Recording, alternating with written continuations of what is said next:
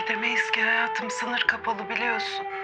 Geçen hepde ekranlara täze çıkarılan Hayat Bugün adlı Türk serial filminin ilkinci bölümünde Türkmenistan'ın yolların yapıktığı barada senaryanın içinde yer berildi.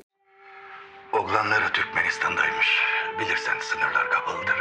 Hasta bir adamın ölmezinde öňe Türkmenistan'daky oğlunu görmek isleýändigi, emma Türkmenistan'a yolların yapıktığı aýdylýar. Türkmenistan. Öyle mi hocam?